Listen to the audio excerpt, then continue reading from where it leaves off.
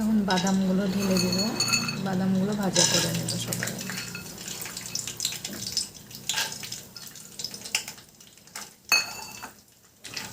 বাদামটা অপশনাল, আমার মা দিত তাই আমি দিয়েছি। এই বাদাম দিয়ে যেদিন এই ডালটা করতো, ছোটোবেলায় এই ডালটা খাওয়ার জন্য বসে থাকতাম।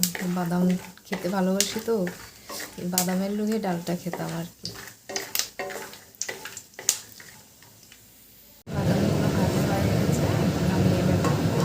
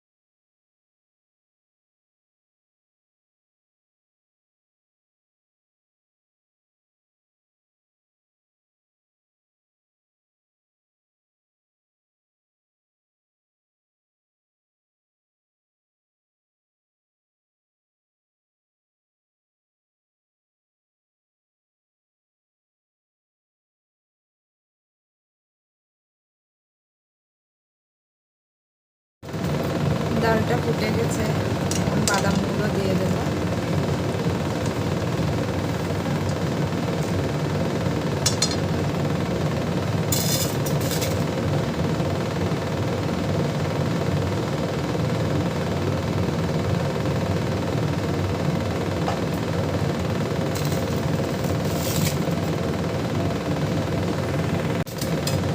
এখন ধনেপাতা দিয়ে দেবো।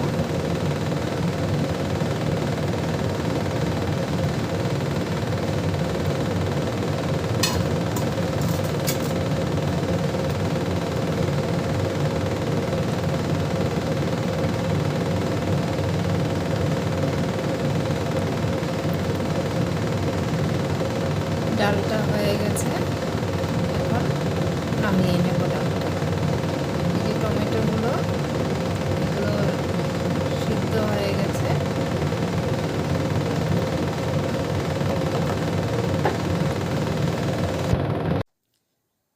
আমার নিরামিষ অরহর ডাল রান্না হয়ে গেছে।